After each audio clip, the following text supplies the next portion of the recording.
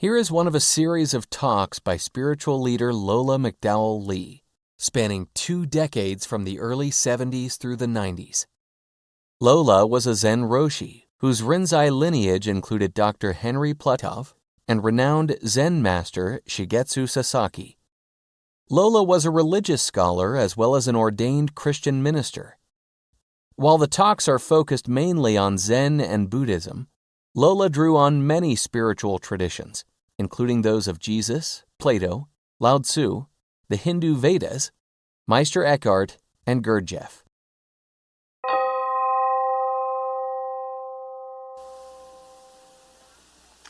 Nanzen. He was a famous Chinese Zen master. And he was in the woods one day near the temple, cutting down trees with his huge axe.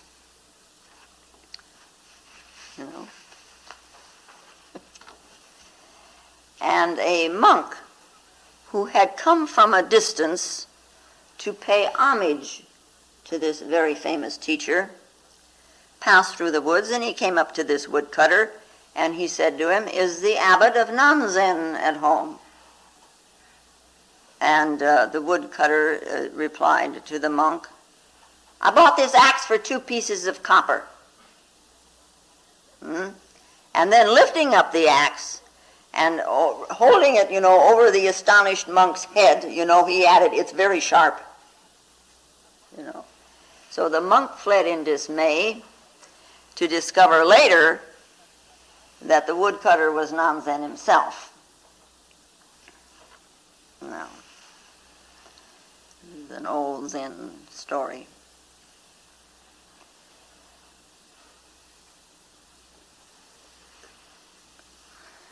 This world, I just got through telling you all about this world. This world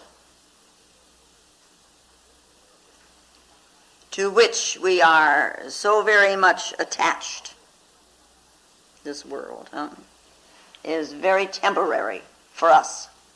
It's a temporary world. There is nothing permanent here. Everything changes all the time. Things are coming and going and moving, and, it's a process. It's a process of the whole thing. However, being as we are, we would like something permanent. Something that we could call stable. We would like to have something like a nice solid rock under our feet, on which we could stand, or at least sit down once in a while. Yeah. And something, that would be in it that we could reach out and sort of touch, and it would guide us then through our pitfalls. So we search for this something which is permanent. And some people search in religion, and some people seek this stability and solidity in a relationship. Some people look for it in money. Some people look for it in power. So I think it behooves us every now and then to ask, what do you search for? What are you searching for?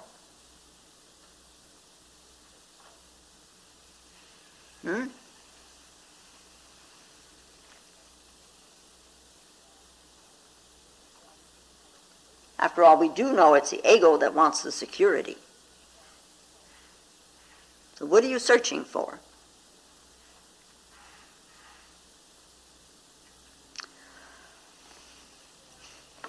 And we live in this world a very conditioned life. Some of the conditioning, of course, we can't help. We have this. It conditions the thinking. It conditions the feelings, our sensations. And some of the conditions, of course, we place upon ourselves.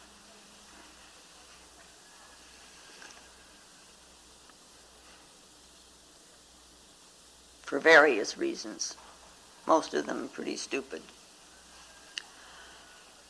Now, let us say that we wanted to pass through this thing and come out smelling like a rose. Huh? You really want to come out the other end, with everything together, as the saying goes. Yeah? What would you look for? What then would you search for in this life? In all of this conditioning, what would you search for? Shall I tell you what? The unconditioned. That's simple, huh? You would look for an unconditioned state. Now, there is a condition to this unconditioned. Yeah? If you don't drop that ego, you can't enter the gate. You cannot take the conditions with you into the unconditioned. That you have to leave behind. You can come out and pick it up anytime you want to, but,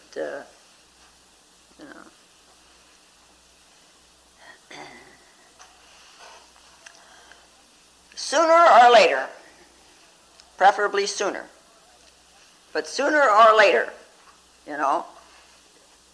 we should come to the understanding that in our search for security and stability and solidity and whatever, that it is the ego that is searching.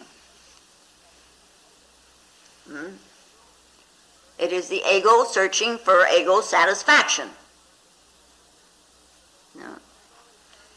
The ego is very involved in things and objects, and so, of course, it seeks for truth as an object. I'm going to find this object, either out there or in here, and it's going to be called truth, and then I will know the truth, and then I will be free. This is what we do to begin with. Well, what else are you going to do, being as we are? That's what we know, isn't it? It is a world of things and objects, including myself. I am object to myself. Yeah. But as meditation proceeds, and there comes a little maturity, and you look around, and you look at yourself, and you come to a little insight about yourself. And then comes the point, it's not so much then as to what you are seeking, but who is seeking? Who actually is seeking? What is seeking? Maybe the ego is just a cover-up for this that is seeking.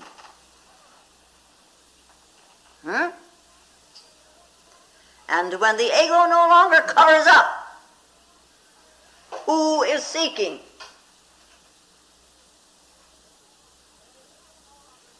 When the ego no longer covers up, then you're going to find.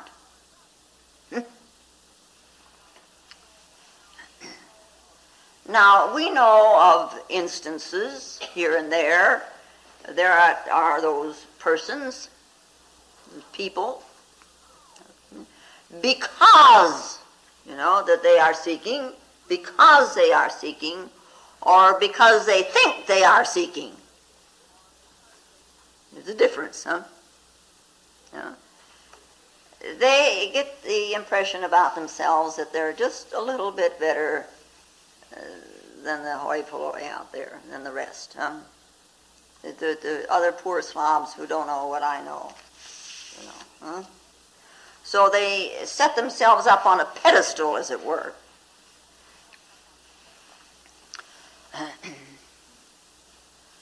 Yeah. So they become very special people. In their own mind, they are extraordinary.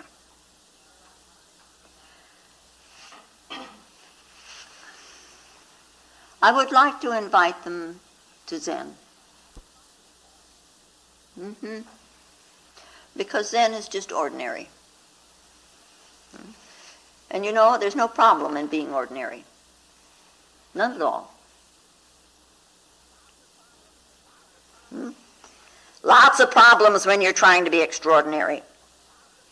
You know, I'm of the opinion, and I think this thought every now and then, that if some people, nobody here of course, we always present company excluded, if somebody out there, if they for one split second could see what they are allowing the ego to do to them, to themselves, you know, they would be horrified. Just plain horrified. If they really could for one split second look. You know, they're thinking they're making a lot of progress, and their ego is, you know, all puffed up with pride, you know, like a big balloon. And not realizing that in the ego we have the seeds of misery and we have the seeds of anguish. And there are a lot of people that are very successful in sweeping all of this under the rug all their lives long. Yeah? And at the same time they say they're searching. So what have they accomplished?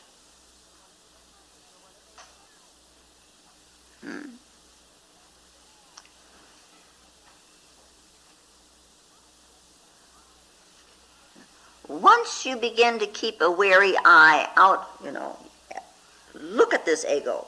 Keep an eye on it. Just keep an eye on it. Keep an eye on it. Then you're on your way to dropping it. You're paying attention. We suffer because of this ego. And we cling to it so. Why not just drop it?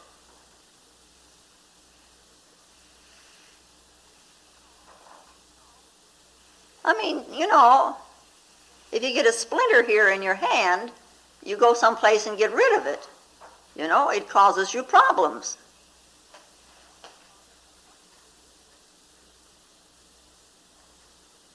But you don't do that with the ego. No, you stroke it. Nice ego. Yeah. You know, the old Zen saying, you know, drop it. You know? And the teacher says, well, if you can't drop it, then pick it up. Huh? Just don't stand there with that look on your face. Yeah. Now, if you can drop, if you just pay attention to it and then drop it, then you're going to realize that the ego is a function and it's not a king sitting on a throne. You know, if you're in your house and the house suddenly catches on fire, you know, you don't stop and ask, well, what'll I gain if I run out? And stand there and hither and thither with the thing, huh? You leave without a second thought, you know. In fact, you probably run out without thinking. You think after the fact. Oh, I should have gotten this on my way out. I could have gotten that, you know. You know, some of the situations we go through, you know, it's like the house is on fire. We don't realize it. Well, what is the cause of your house being on fire? Well, it's the ego, isn't it? And what are you gaining from all of this? You just drop and become what you actually are. You become a nobody. That is an ordinary being. Yeah? And once you're ordinary, then the events happen. Yeah. So Zen is very ordinary. And it makes of people nobodies. Nobodies, you know. But oh, such nobodies. Have you seen them, you know? They, you know, like the Fusan that was here, you know, he walks around and enveloped in mind, and it's, right there. Walk around mindful. The extraordinary strength of the individual and the beauty of the individual in a nobody. No? This nobodiness is the most extraordinary phenomenon possible. That kind of extraordinariness, or that kind of ordinariness, is not achieved by acting extraordinary or thinking extraordinary. Quite on the contrary. Lao Tzu put it very well in his little book, the Tao Te Ching. Heaven endures and earth is lasting.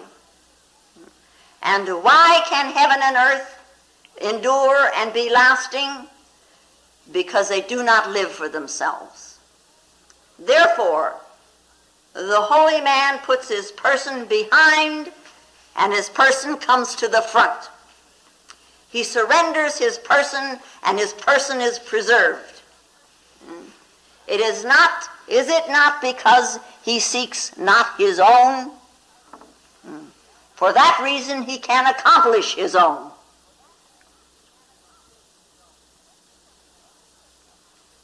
When are you ever behind? Behind in the rent, behind in time, and behind all that, but behind yourself. Huh?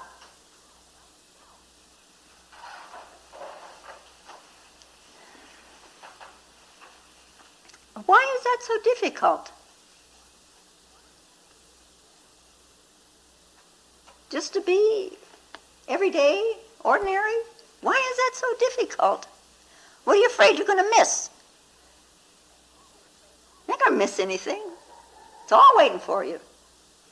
All the misery. I guess you really like it. The Buddha brought his realization to the people of India. And the people of India didn't accept it very long.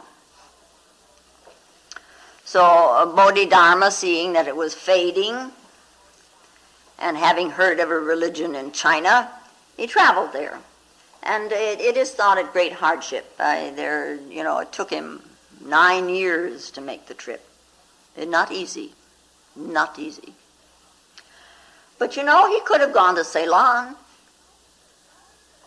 Some of the teaching had spread there, the Theravadan. He could have gone to Burma. He could have gone to Afghanistan. Yeah. Why China? Well, China at that moment, at that time, had just the right soil, right soil for the right seed. Lao Tzu and Chuang Tzu had spread a seed. They had created a particular atmosphere,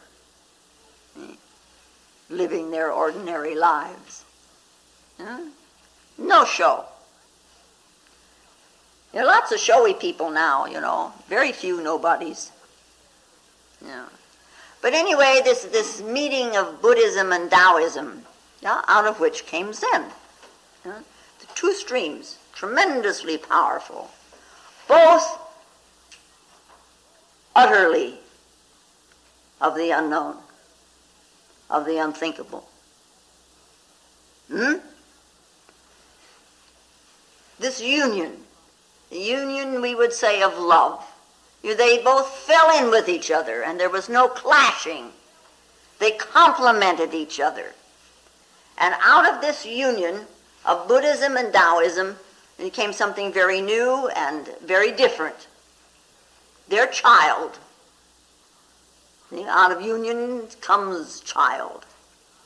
And the child is Zen, which even today is not understood very much in this Western world. Not even so much in Japan, hardly, even though it's all based on it. But anyway, this child called Zen is what non-Zen is trying to show to this monk. And we also, Nanzen wasn't his real name. The monastery that he was abbot of was the Nanzenji, and so he took its name. That's how much of a nobody he was. Nobody even knew his name. No. Anyway, Nanzen, the famous Chinese Zen master, was in the woods one day near the temple, cutting down trees with a huge axe. We have these two aspects, Here he is out there with a big axe, chopping away. And then we have all these pictures and statues and everything of Buddha. Now, Buddha sat down under the tree. He didn't cut it down. He sat there. He sits silently with closed eyes. And so we have these pictures of inactivity, of passiveness, of quietness. That's India. How many pictures have you ever seen of a Zen master just sitting with closed eyes? Can you think of one?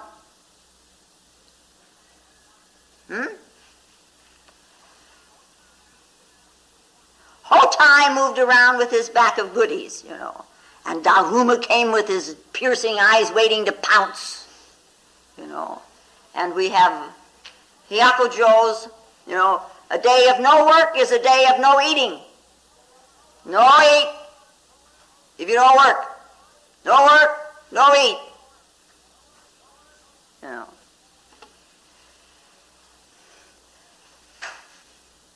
There is in living Zen this transcending of the concept of spirit and matter, shall we call it, or spirit and mind, or flesh and spirit, however you want to put it.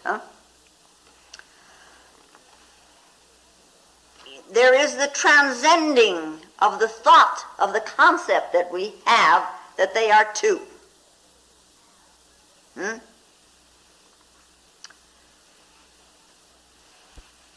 To help us in this, we pay some attention to the application of the muscles of this body so that they become the servants of the mind, so to speak.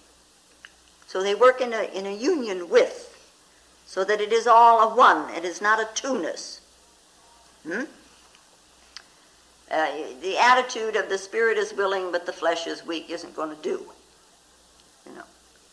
Unless the hands are trained to do what the brain tells it to do, the result is a rather unsound condition of the body.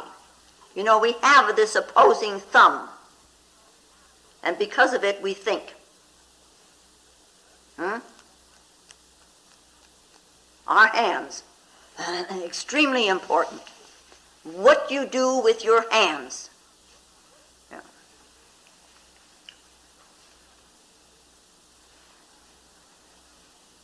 When you do something with your hands, pay attention. Pay attention. And if you really pay attention to, bear attention, finally you will be able to sing with the old Zen man, Hokoji, who said, "How wondrously marvelous and miraculous this, drawing water and carrying wood." Daito, he was the founder of Daitokoji in 1326. And Daitokoji is the mother temple of Myoshinji, and Myoshinji is the mother temple of 3,001 other temples all over the world.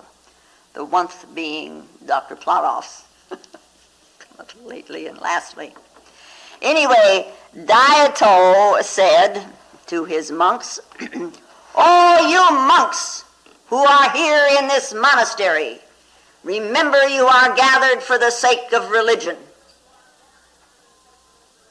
Be ever mindful to apply yourself to the unthinkable." Is that a marvelous thing? Be ever mindful to apply yourself to the unthinkable. Time passes like an arrow. Ever, ever be on the lookout. Do not waste. Make the best possible use of things as they are given us.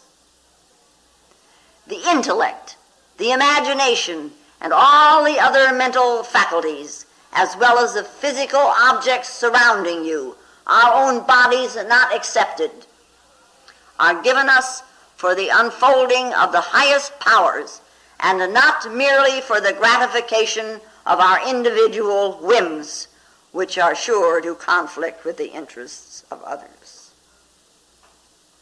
Isn't that something? Beautiful man.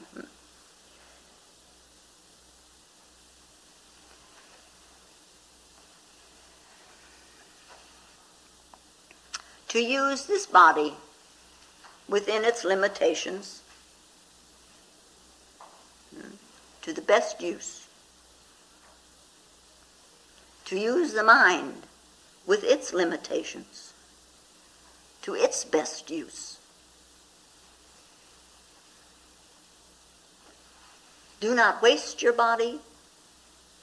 Do not waste your mind.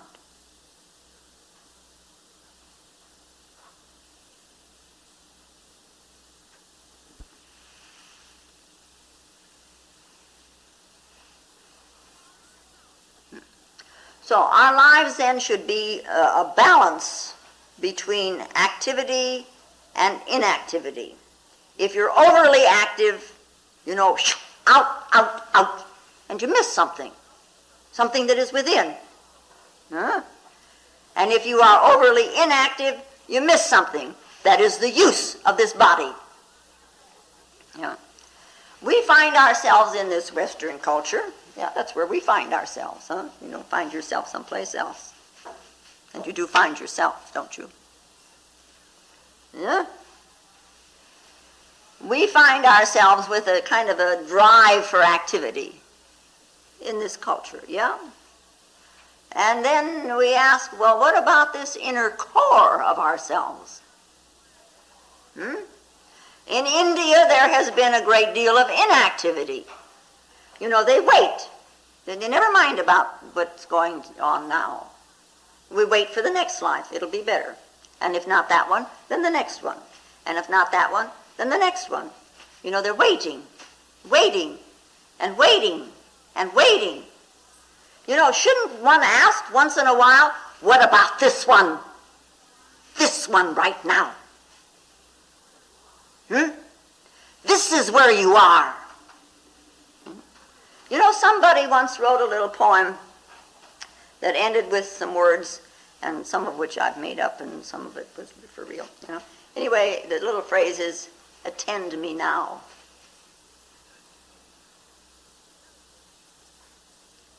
I shall not pass this way again. Yep. So just don't sit there with your eyes closed, The misery isn't going to change that way. Do something about it.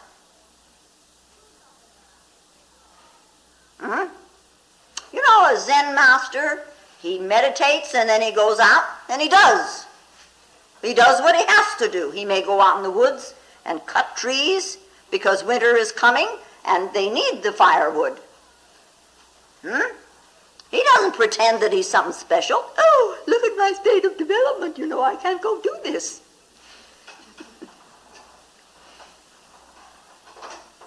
You see a Zen monk doing something like that. No. It's like the little Roshi who one morning he's taking a walk and he comes upon a little snail and he picks it up and he sets it aside so it won't be stepped on, and he says, for this moment was I born.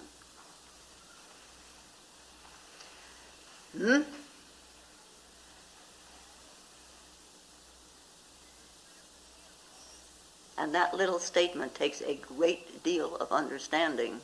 Don't just sit on the surface and say, well, he was a good man that didn't want to step on a snail, and so he saved the snail from death. Huh? By setting it to one side. That's not the answer to that.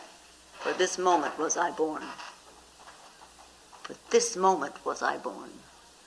Yeah. And and non-Zen, this non-Zen, we're talking about this morning, when he was very old, he was asked, how are you?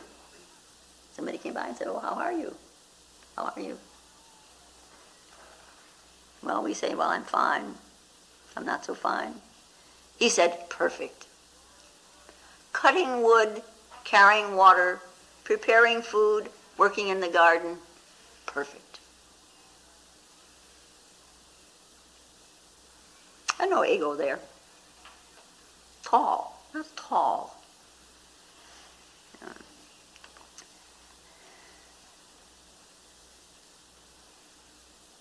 Devil of a thing, huh? This ego. Somewhere along the line, it may be a title of a book or it's a phrase somewhere, maybe you can help me remember, because I have forgotten. It's this little phrase, the light and the crucible. I think it's a title to a book, The Light and the Crucible. Well, anyway, taking off from there, a crucible is a container. It's a cup.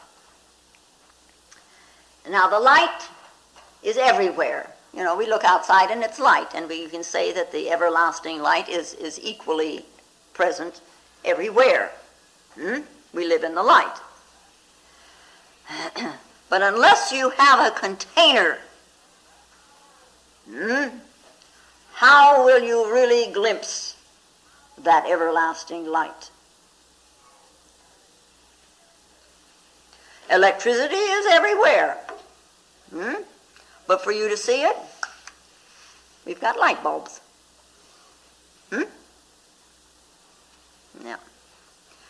The ancient Gnostics, they spoke of a cup, which is part of their baptism of rebirth, the cup. The Kabbalists also, I think, they speak of a cup. Now, you are that cup. You are a container, a cup, in which the light and the dark form a union, and out of that union comes the child, which I think we called last week the child of eternal significance. The cup in which the rebirth takes place. And we have heard it called the Holy Grail. These are symbols. The cup when Jesus was on the cross, and they gave him to drink that cup.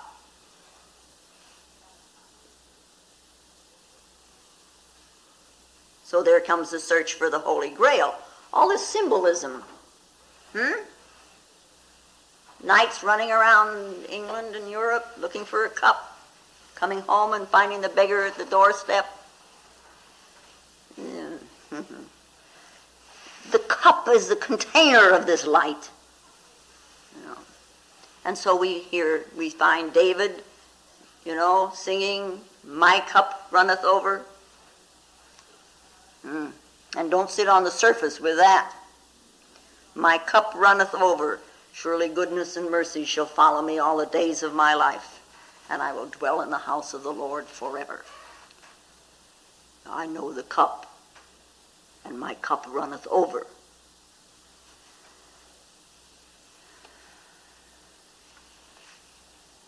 It's all over the place. All you have to do is look. Yeah? Have you ever paid attention, that is correct attention, to this cup? Bare attention, it is called. Bare attention is a step in the direction of mindfulness. And I'm going to quote, and I don't know who I'm quoting again. But anyway, in the clear, single-minded awareness of what actually happens to us and in us at successive moments of perception. Bare attention. Yeah. It is called bare, B-A-R-E. not B-E-A-R, B-A-R-E, bare attention. Yeah? Because it attends to just the bare facts without reacting to them. For reactions are usually of self-reference. Yeah. If any comments do arise, they themselves are made objects of bare attention and are neither rejected nor pursued. Bare attention.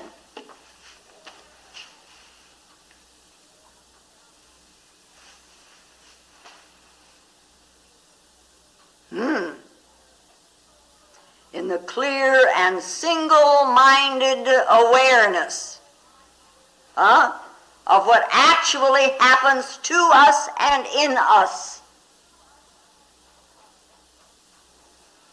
That's a big step, huh? Yeah.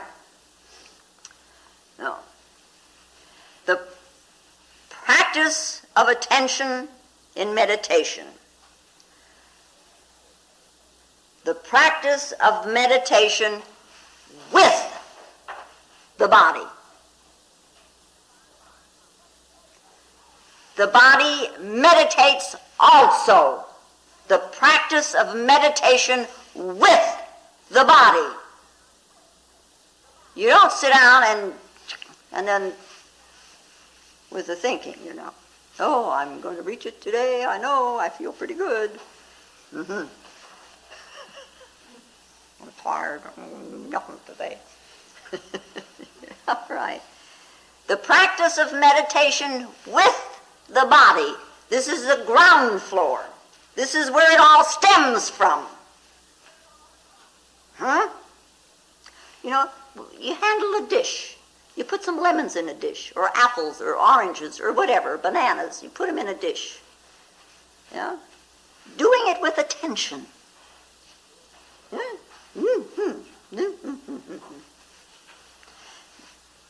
Then something in that attention rises. It's a kind of a knowingness that rises in this attention. And though you have never said I, you don't say, I'm putting lemons in a dish, I'm putting bananas in a dish, I am holding a dish. None of that. You're just doing it. And you never said I in this attention. Because you never said I, you shine through like the sun. See, that's what Lao Tzu means, you know. You put the person behind and the person comes to the front. You shine through like the sun because you didn't say I.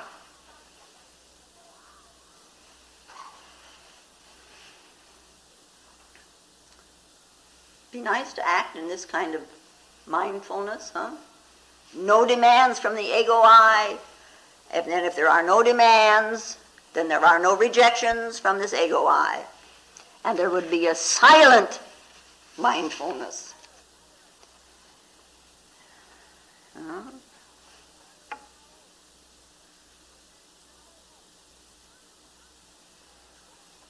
Non-Zen, he carries water.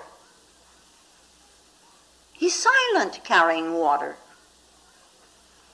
You know? The mind isn't filled with, oh, I am carrying water, look how good I am at my age. And non-Zen cutting wood is silent cutting wood. Not, you know, oh, poor me, look what I have to do. You know, at my age, I still have to chop wood. Nothing like that. Just attention to what he's doing and a silent doing. It's mindful. When the actor and the action are one, there's unity. And then there's peace. And then you move from act to act to act without accumulating identifications. You move from one to the other in a silence, in an emptiness. And when you're doing that, you will suddenly realize that nature is sharing her secrets with you. And that's about as best we can put it, huh? Because in this silence, you are capable of seeing. You're capable of touching these secrets. Now, you have two wings. Usually we only have one. We are either active or we are silent. One wing isn't enough. You're going to flutter a little bit here and flutter a little bit there, and there you go, flopping along.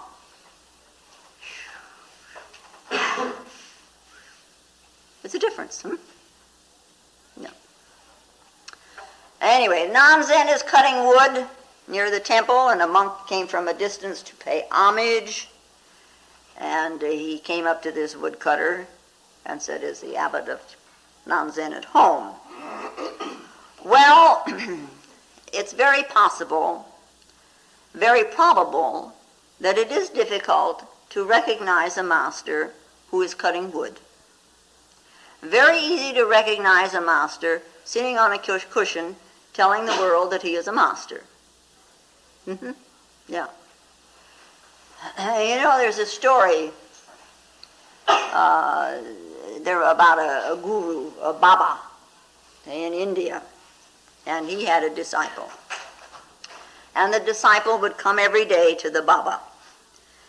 And only when this master had eaten his food, could he eat his own food. And when the master had not eaten, how could he eat? He couldn't, he's got to wait. This is protocol. But this Baba, this guru, was very irregular. Sometimes he ate in the morning, sometimes he ate late at night, so this poor disciple, he just had to wait. So one day, the Baba noticing this, one day he said to the disciple, "You don't need to bother about this. You're a real disciple, so I will come to you. Yep. Whenever your food is ready, I will come. After all, you have to come all these 5 miles here, and you have 5 miles to go back. Now I will do this. You're a real disciple." Oh, and the disciple was so happy. Oh, man, huh? Because the master cared so much for him.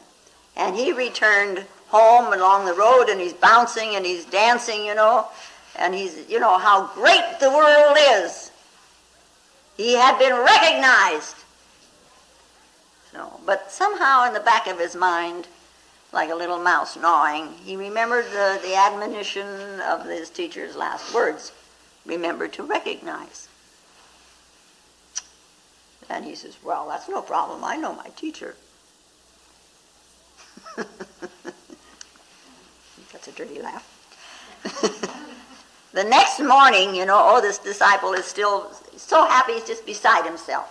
He did his worship and he prepared his food and he got everything all ready, and then he sat down and he waited.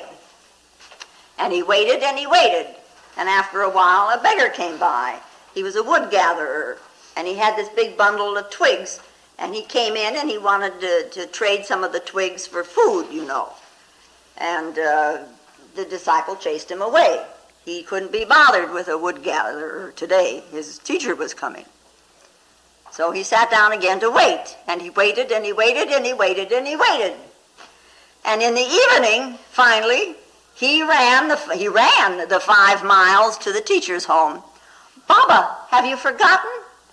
I've been waiting and waiting. Baba, you forgot me." "No, I have not forgotten.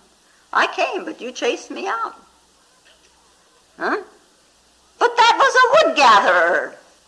And to which the Baba replied, "If you recognized me, you would have recognized me in any form. If you recognize the light, the shape of the lamp is of no consequence. Is the shape of the lamp so important?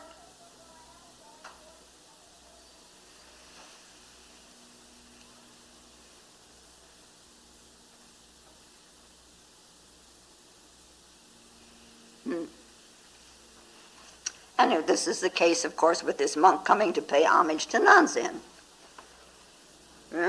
didn't recognize him. He was a woodcutter instead of what he thought a Roshi should be.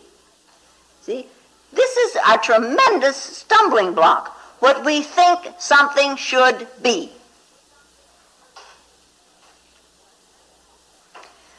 So, and the woodcutter just says to him, I bought this axe for 2 pieces of copper. Now he is showing to this monk, he is showing him the quality of being at home. He tried to bring this monk to this moment, which is home. And at this moment he's cutting wood. What else? See? Don't allow the mind to wander. Don't go anywhere. You be at home. Pay attention. This moment, is enough. Boy, this moment is all there is.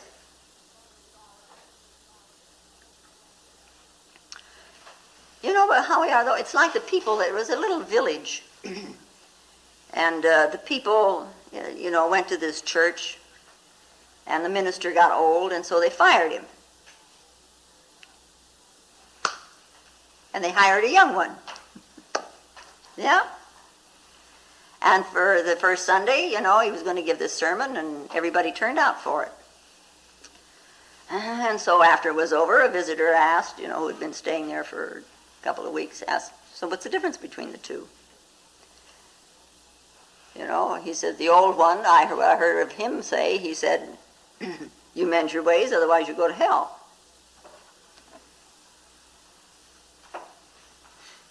And what this one said this morning was, you mend your ways or you go to hell. And so the person he was asking answered, well, yes, but the old one always acted as if he would be glad if we went to hell.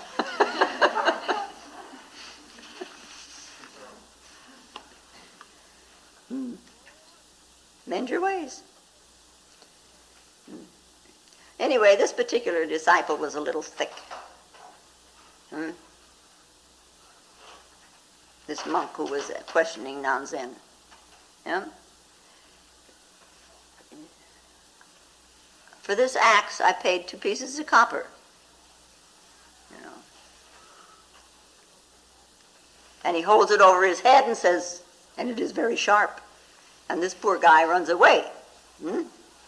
If he had just remained that moment without trying to escape,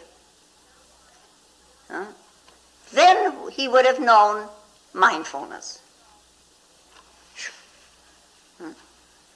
In such a moment, not escaping.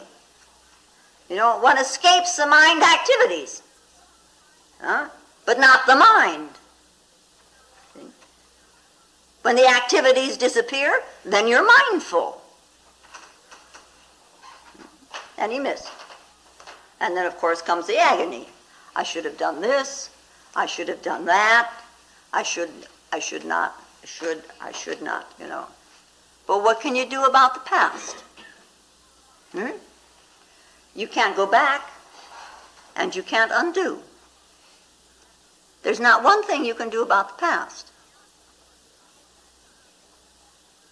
I mean, even if he went back to non-Zen and said, gee, I'm sorry I ran away, would he have brought back that moment? No. So you learn to live in this moment, making the best of this moment, because it will never come again. And in this moment, you use your body. In this moment, you use your mind. In this moment, you pay attention. In this moment, you are mindful.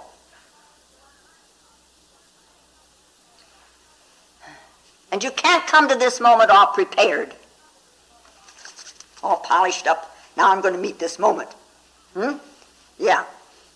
That's one of our problems. This is what we think we must do. We've got to be educated for it.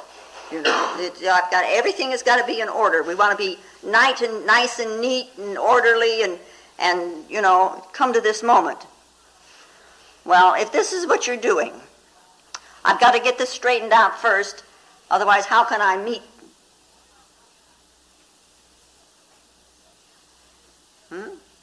I got to get this straightened out. Well, I got to get this straightened out.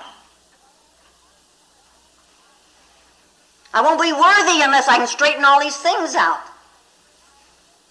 All these things are just your conditionings. You're seeing and you're smelling and you're tasting and you're touching. What are you going to straighten out with it? You're going to straighten it out, you won't be here. Then what are you going to do? No. See? So, I might suggest that you look at your thinking again. How you think about it. Look at your thinking again. And again, and again, and again, and again, and then some more. Yeah? So, non-Zen, bringing this monk to this moment of unpreparedness, to break the hold of this clinging mind. The activities of your mind, if you watch it, you see it right away. It clings to anything and everything, just to cling to something. To what is it going to cling when you draw your last breath?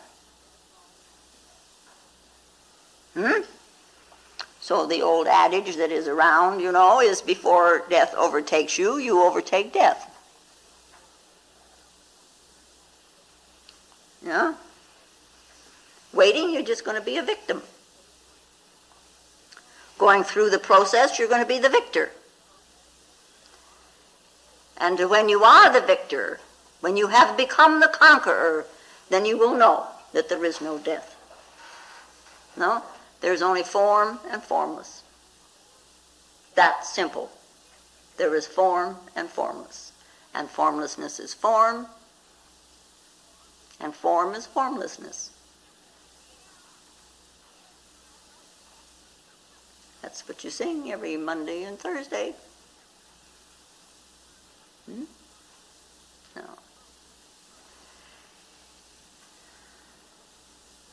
We may disappear, but there is a being. There is a being which was since the beginningless beginning, before all the mind activities. That remains.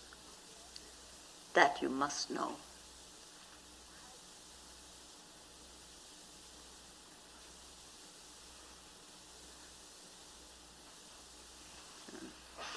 Okay.